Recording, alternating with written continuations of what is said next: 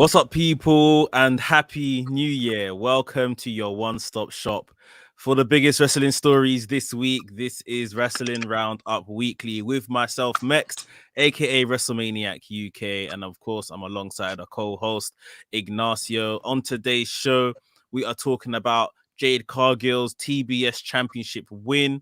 We're also going to be talking about Mickie James returning to WWE. Very, very unexpected. We'll give our thoughts and everything on that. We're also going to talk about the dream match, or one of the last dream matches currently left in WWE, which is Lesnar versus Bobby Lashley, that got confirmed this past week as well. And of course, we'll touch on some other stories from throughout the week. But guys, firstly, please smash the like button. It makes more people see this video. And of course, subscribe to Wrestling Republic on YouTube. Ignacio, Happy New Year.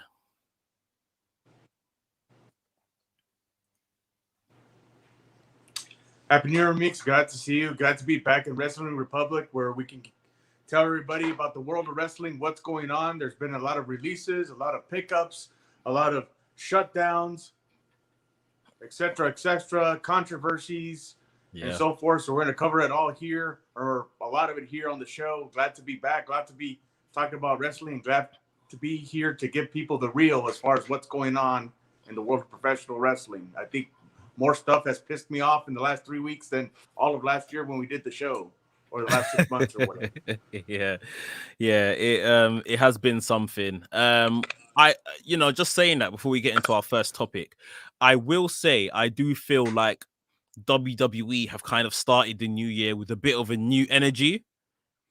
A lot of the releases that have happened in NXT over the past week, I can't make any sense of them, because these are like trainers and coaches and people, good wrestling minds, as you would say, and all of a sudden they're losing their jobs. But I would definitely say that in the last couple of weeks, like I say, since the turn of the year, there's been some kind of new energy about WWE, which has given us a bit of good viewing. What would you say about that? Would you agree?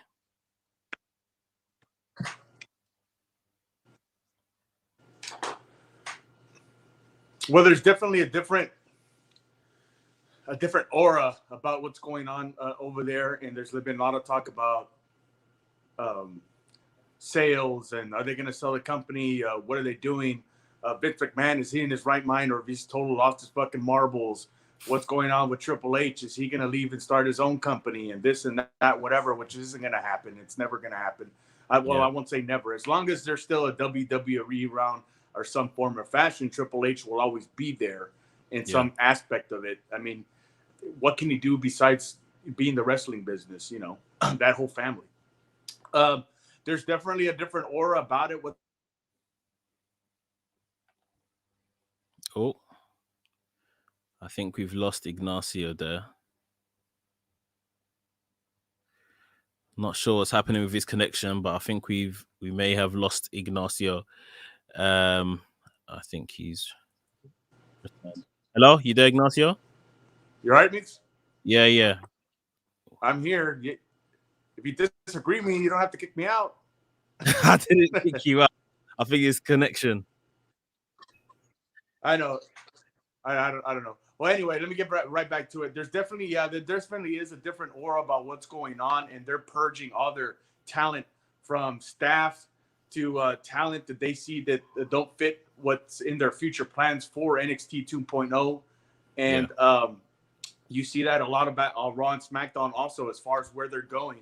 They paired up Randy Orton with Riddle in the hopes of, I think, to make Riddle a star, to get the rub from Randy Orton. They did the same. They're doing the same thing with Omos and AJ Styles to hope that make Omos a star. Although I think that's backfiring on them tremendously.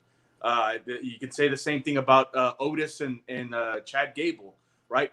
But the question is, are these the guys that fans wanted to see become stars on the main roster? No. The answer is no. They wanted to see Undisputed Era. They wanted to see Roderick Strong and Adam Cole and Kyle O'Reilly. They wanted to see maybe Dexter Lumis and Johnny Gargano and all that. These aren't the guys that they wanted to see, and they're trying to make these guys stars. And I don't think these guys are going to have the connection with the audience that the other persons I just mentioned did. So who knows? And then Vince McMahon's been paying a lot of special attention to Austin Theory, who I really like.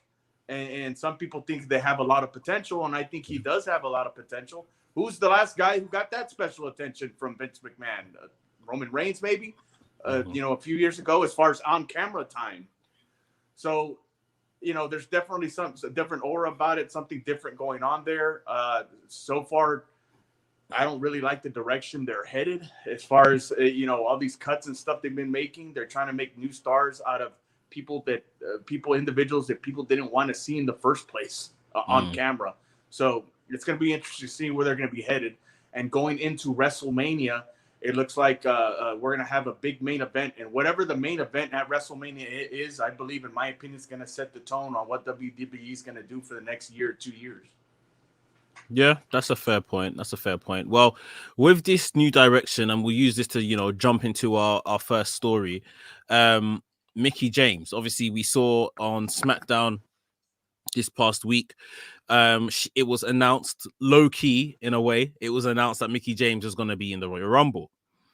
And of course, as fans, we all thought, hold on, Mickie James is Impact Knockouts champion, women's champion over there at Impact, and she defended her title last night on the what do you call it, Hard to Kill pay-per-view against Deonna Purrazzo.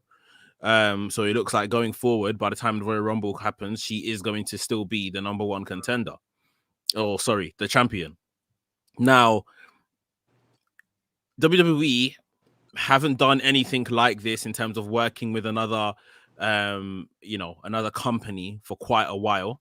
They have actually worked with TNA and stuff in the past, a little trade. I remember Ric Flair and Christian and all that kind of stuff.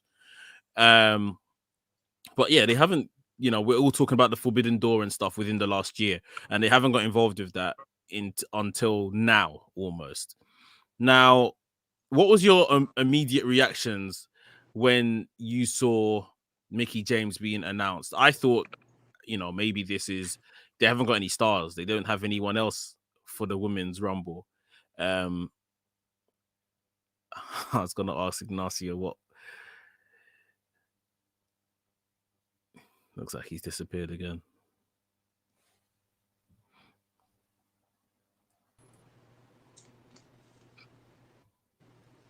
Ignacio, you there? Yeah, I'm here. What's your thoughts on Mickie James returning?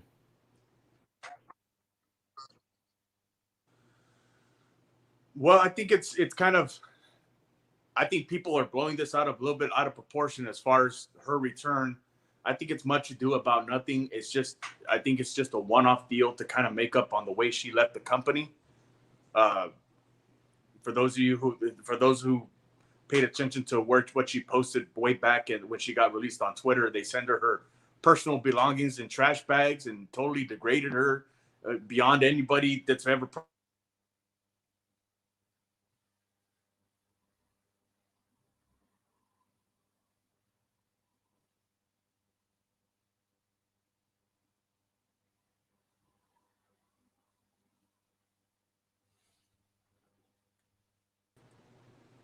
Hello? Can you hear me now, Meeks? Yeah, it just keeps sorry, cutting off. Go on. I apologize. I don't know what's going on, but yeah, as far as Mickie James, I think it's much ado about nothing as far as her coming back to the Royal Rumble. I think it's just to offer her an olive branch as far as the way that they released her, degrading her in the way that giving her personal belongings in the mail by trash and so forth. It's like you mentioned before, this isn't something that's foreign to WWE. They've done this before with Impact and years ago, 10, 12 years ago, whatever it was, as far as they needed Ric Flair for Hall of Fame induction. They said, okay, you can do it, but who are you going to give us? They gave Christian Cage for a pay-per-view. WWE has had a history as far as doing little things here and there with companies, but now people are saying, well, this opens the door for New Japan. This opens the door for All Japan or whatever. That's not the case. This is just a one-off deal. It's just to bring somebody in, a legend who gave a lot of effort to the company. Now WWE's not going to make a deal with New Japan and All Japan and this, that, and what have you. Would think people are blowing it out of proportion. That's not going to happen. It's a one-off. It's just to bring her in for the Royal Rumble because they depleted their roster so much. They don't even have enough women to probably fill the 30-woman Royal Rumble. Yeah. Probably even including an NXT, unless they're going to bring guys from the Performance Center. I think they painted themselves into a corner. But anyway, yeah, it's much ado about nothing. It's a one-off deal. It doesn't mean that WWE is going to be going other avenues like NWA or GCW or whatever, or All Japan Pro Wrestling to bring in talent to wrestle with their talent. It's just a one-off deal. People are blowing it out of proportion. There's a lot of wish lists out there, matchups or dream matchups they'd like to see with other promotions. Not going to happen as long as Vince McMahon's in charge. Do you think someone like Mickie James, after, of course, what they put her through, giving her stuff in the trash bag, do you think she should have returned? Because she's made a lot of noise about this online. Other people have come forward and said, yeah, the trash bag thing is kind of normal. A couple of months ago when that was the case, when that happened. She has still gone on after the trash bag incident to kind of slander WWE in podcasts and things like that. Well-deserved slander. But now she's had the...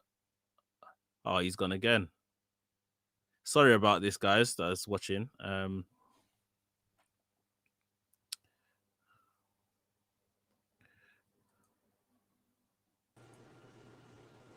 Hi, can you hear me? Yeah, I can hear you, Mix.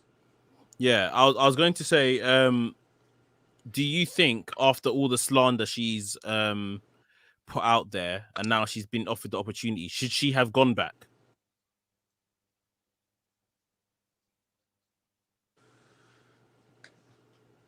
Well, I think she was acting on, both sides were acting on the emotions that they had at the time. That's all it was. Of course, she felt very disrespected as far as the way that she left, and she had every right to. I mean, after everything she gave to that company, and the last I heard, not only was she wrestling, she was also an officer of some sort in the front office. She had something to do, or she was a producer or something. So she felt very disrespected at the time. She took her feelings to online, to Twitter, or Facebook or Instagram or whatever to express her feelings about the way she left or how she left. And there's some questions to whether she should have done that publicly or not. Your opinion is your opinion, but I think it was just very emotional for her at the time. And she was expressing herself in the way certain people, and she was being treated in the company at the time. We've seen a lot of that when people have been released, how they let their emotions get a hold of them, and they express themselves in a public forum of some sort, like Twitter or Instagram and so forth. So should she have come back? Did she look bad coming back or making an offer? In this case, I don't think so. I think it's just WWE apologizing, offering her an olive branch. It doesn't look. It's not going to make Impact any better, or it's not going to give. It's not going to give Impact any higher ratings. They're a terrible show as it is. They're a glorified independent promotion. So it's not gonna uplift them or their women's division anymore. It's just I think just for Mickie James, and to offer her an olive branch and give her a proper apology by putting her in somewhat of a mainstream match, the Women's Royal Rumble, and that's it. But I don't think it makes her look bad.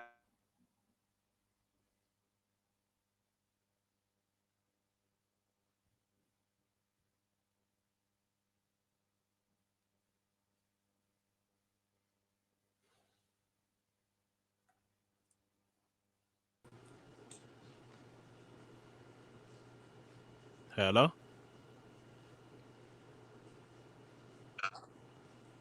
I'm here. Okay, cool. All right, let's move on. Let's just try and cover some more topics because I think we're going to have to cut this one short because of the connection. Let's talk about Lesnar versus Bobby Lashley. Now, this is a match we've wanted for as fans for quite a while. Two what we would call legit guys. I think this is probably one of the last dream matches WWE can throw up on their current roster. How are you feeling once this match got announced? Lashley versus Lesnar for the WWE title.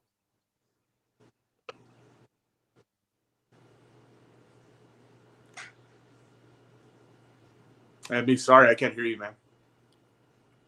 I was saying Lashley versus. Oh, it's cut again.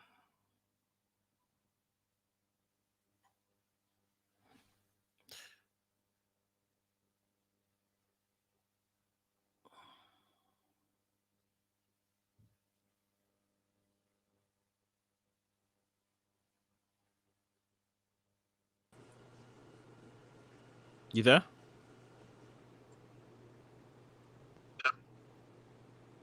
Yeah, I'm here. I was saying Lashley versus Lesnar for the WWE title. Probably one of the last big dream matches WWE can put on with the current roster. What's your thoughts on this match and the prospect of this match?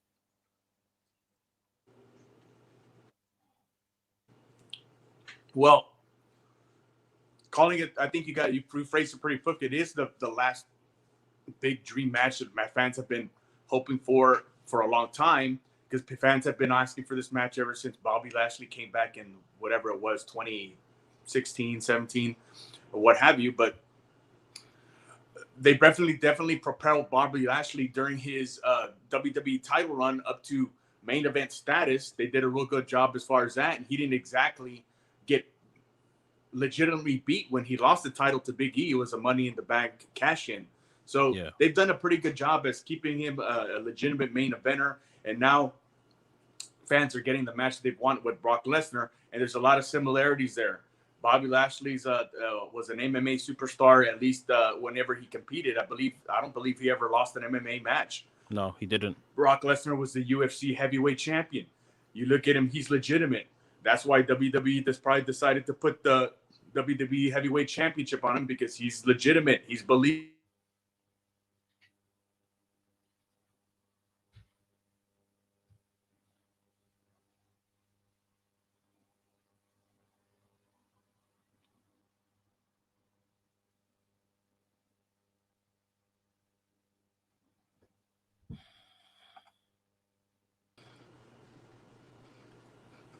Hello?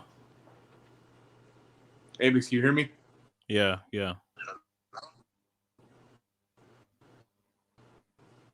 Yeah, sorry for all that. I don't know what's going on.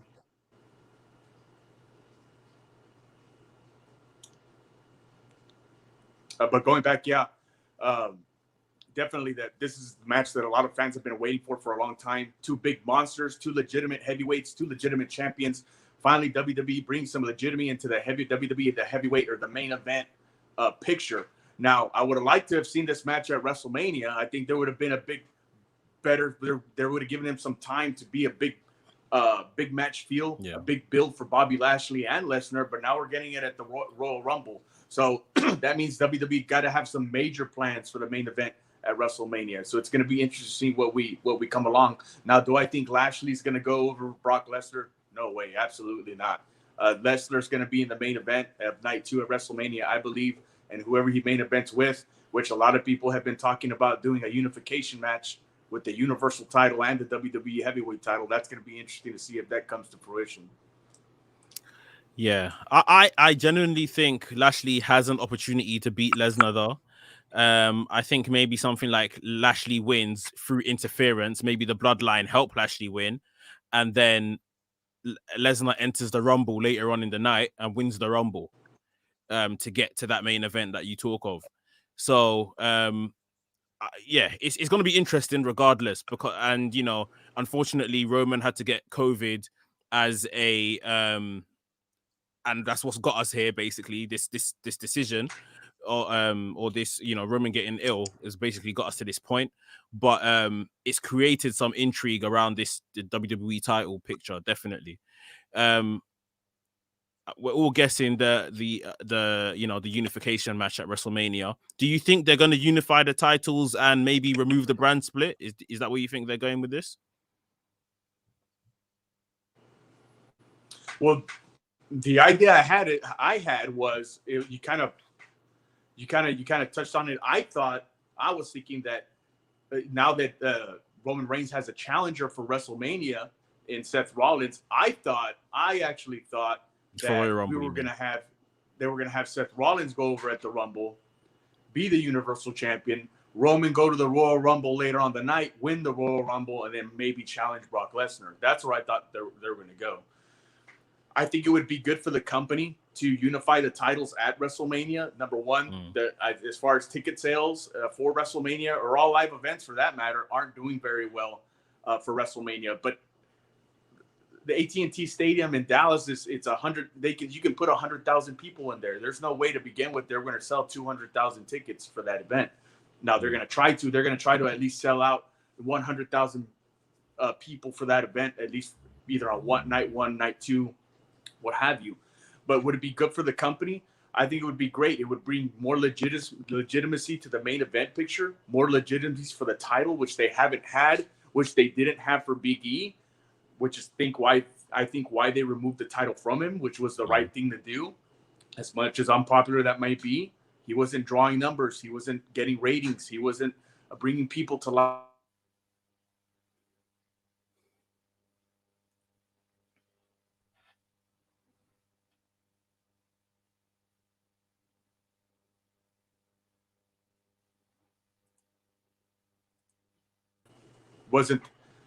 He wasn't drawing the numbers. He wasn't bringing people to live events. So, I mean, it's a good idea.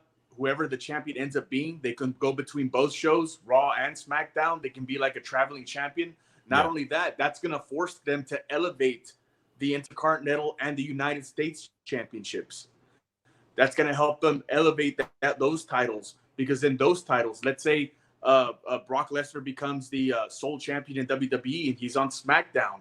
That means whoever's the Intercontinental champion on Raw or what have you is going to have to step up the game, and they're going to have to put more main event or top tier talent to highlight that title. So I think for the title picture, for the main event picture, for the top of the mid card, it's going to be very beneficial if they decide to unify those titles. Yeah, that makes sense. Personally, I'm a fan of the brand split, but obviously we can see they don't handle it well. They maybe have too much to think about with a brand split. So if they narrow it down, have one brand or whatever the case is, one show, and they are putting, we get a better booking, then that makes sense. Last but not least, because like we said, we're working on the connection and get it better for next time. Let's talk about the TBS Championship picture, where we saw Jade Cargill this week become the inaugural AEW TBS champion. Right decision for you?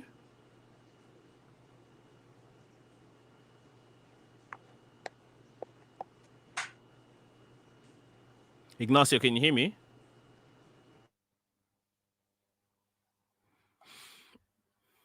Sorry, guys, about all the connection issues this week.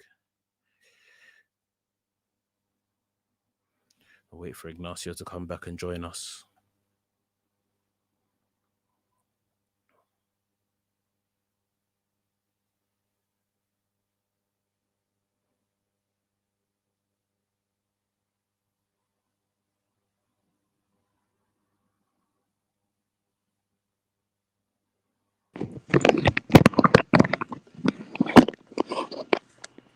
Hey, Ignacio. All right, there we go. Cool. We'll talk about Jade and the TBS Championship picture. Do you think it's the right decision to make her champion? Well, I think she definitely has the look that they're probably looking for. But man, as far as in ring, she's green as goose shit. I mean, she doesn't have it yet as far as to put on a good match with like a Serena Deeb or a Thunder Rosa that we saw a couple of weeks ago, or Sheeta, right? But she's got a good look. She's got a lot to learn.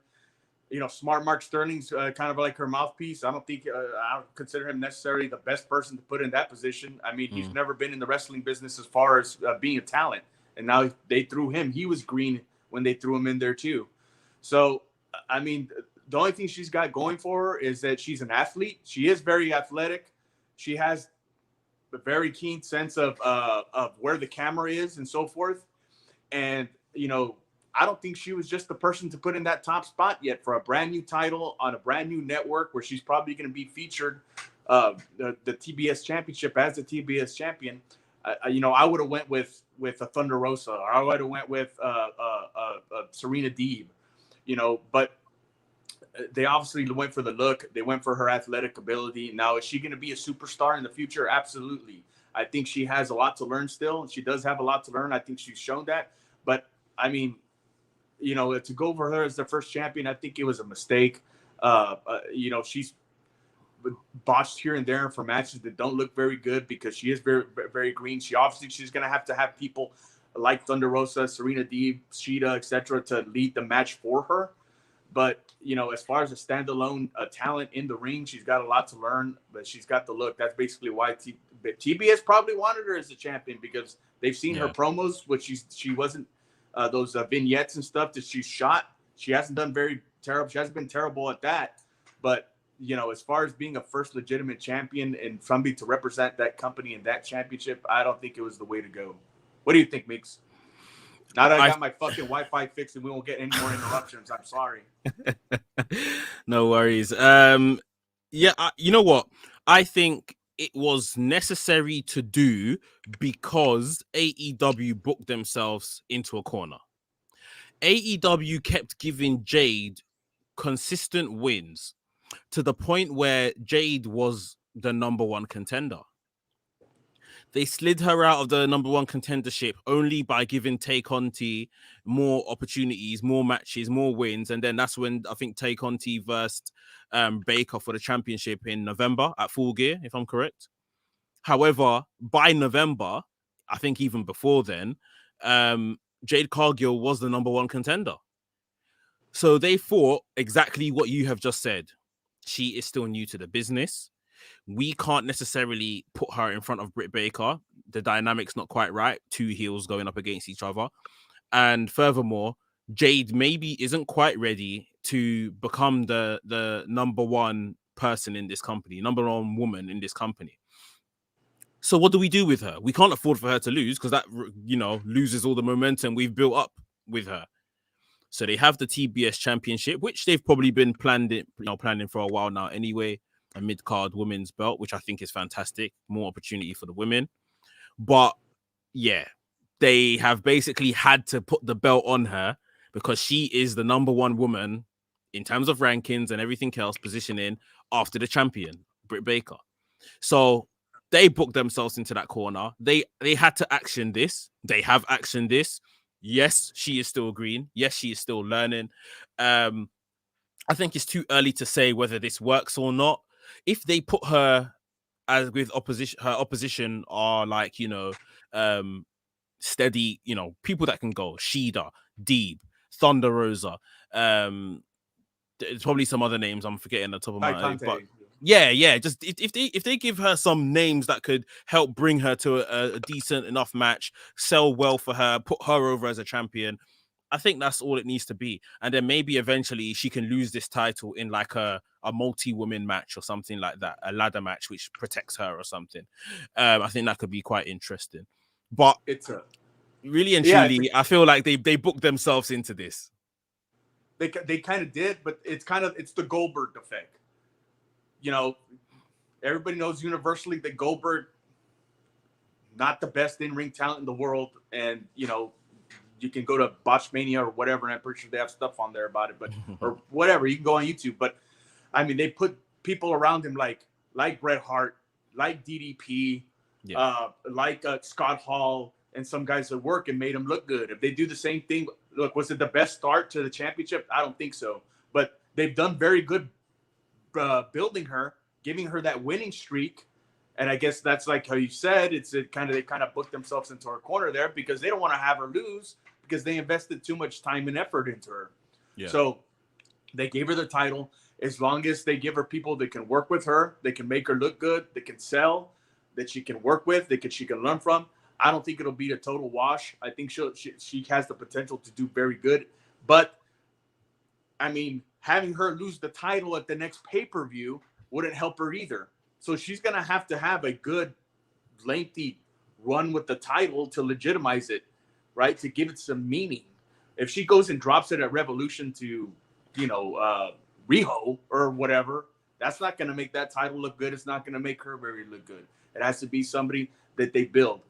Now it looks like given what we've been seeing on TV, it looks like Thunder Rosa is gonna go and maybe finally have her rematch with Britt Baker. Yes. And that's all in good. Everybody wants to see that. But let's see who they give her to work with possibly at the pay-per-view. What other top baby faces do they have, to make it a good dynamic? Ty Conte, and I can't think of anybody else because Serena Deeb turned heel. Ruby Soho, and Shida.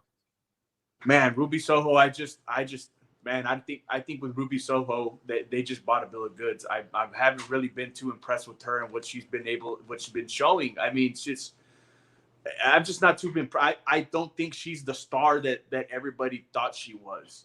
I think she hasn't really shown what she could really do, or they've given her the opportunity to play. I just think she hasn't really been that impressive.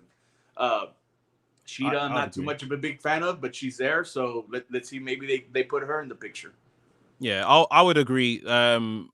Ruby Soho obviously came with the name value of being in the WWE. However, whatever it is, it hasn't quite clicked yet. Nothing's quite happened. I think the final match between her and Jade was a poor match.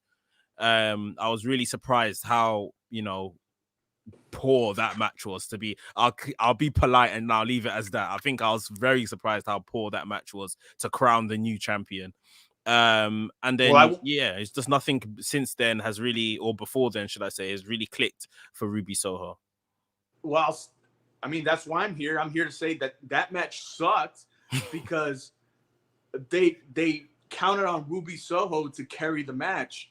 And Ruby Soho doesn't have the experience to do that. She hasn't been around a main event aura or picture like she was, because the WWE, she didn't have the opportunity because they didn't give it to her, right? She didn't have that great run with like a Charlotte Flair or a Becky Lynch or a Bayley or what have you. She doesn't have that. She didn't have that experience. So they just thought, well, she's been in the big time. She's been in the top of the card of the other company or the top of the mid card. Not only that, remember, she was hurt over there for about a good year or so.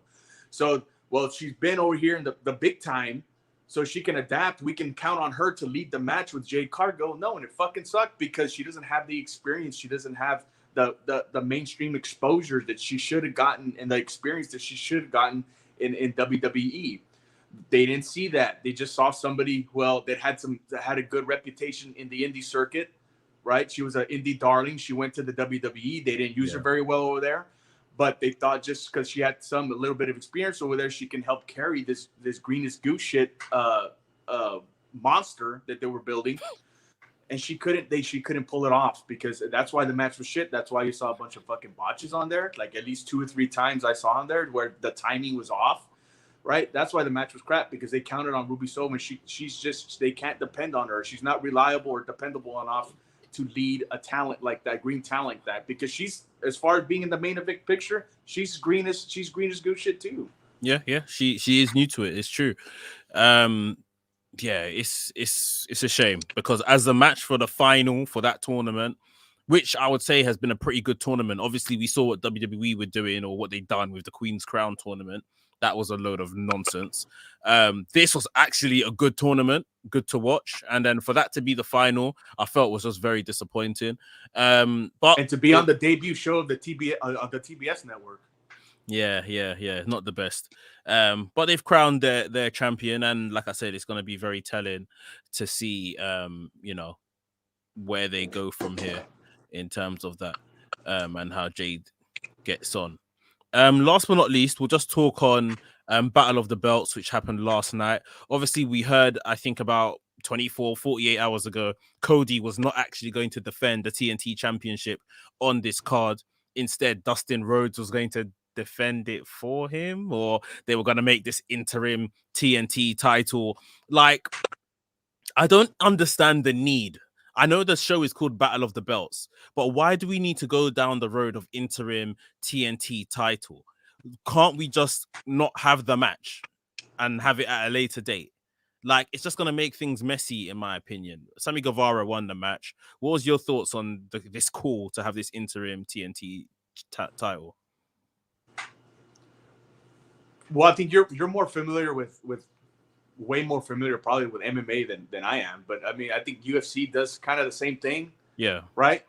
I think the last time, like, Brock Lesnar was the champion at one point, and then Frank Mir was the interim champion or whatever because Brock couldn't defend it or whatever the heck. So I think they tried to go that route, but it's bullshit in UFC. So if it's bullshit in UFC, it's going to be bullshit.